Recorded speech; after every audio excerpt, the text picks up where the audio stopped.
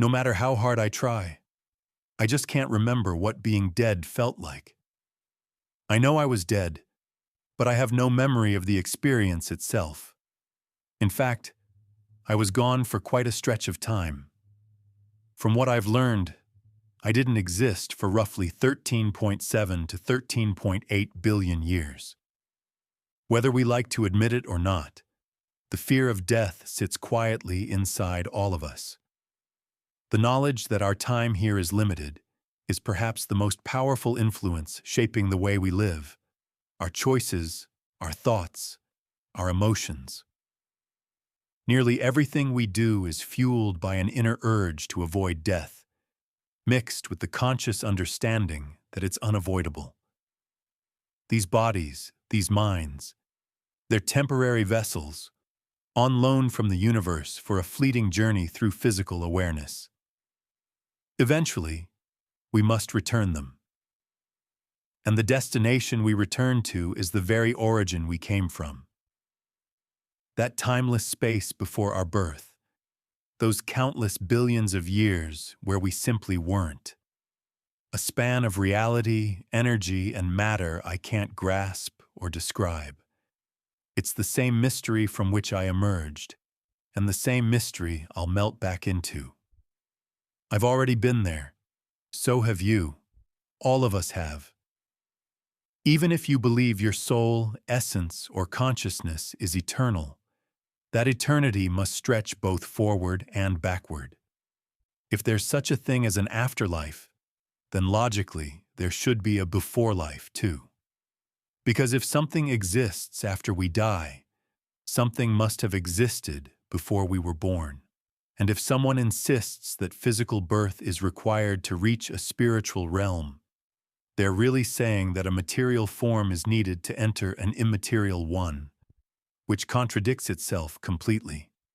Try as we might to envision some entirely different state after death, it always circles back to the idea that our pre-life condition mirrors what comes after. Which means, you've already tasted death. You know what it's like. And to your conscious mind, it's indistinguishable from nothing at all. But this isn't the kind of nothing we typically think of. It's not empty space or silence.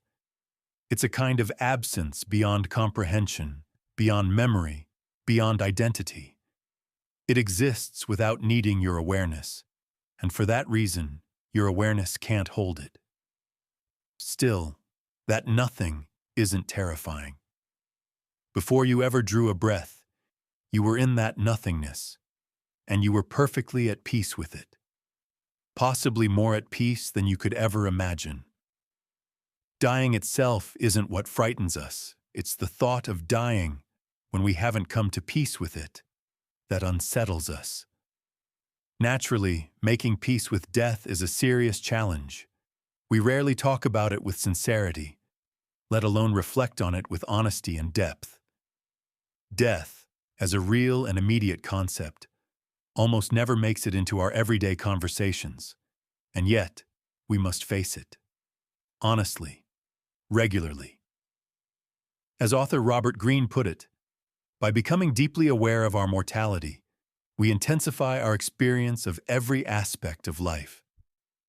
No matter how much we try to drown it out or cover it up, the awareness of death hums constantly in the background. When we ignore it, that hum becomes a blaring siren, creating anxiety, resistance, and confusion. But if we listen to it, accept it, and let it move through us, we can transform that hum into the pulse of life itself. Death is not separate from life. It's woven into it. And just like anything we do for a second time, it becomes less daunting. If we accept that we've already known death once and made it through just fine, we can come to terms with it returning again. That shift alone softens our fear. Less fear means more freedom.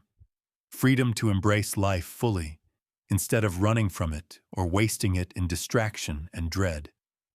One day, whether we're ready or not, our ability to experience the world as we do now will fade.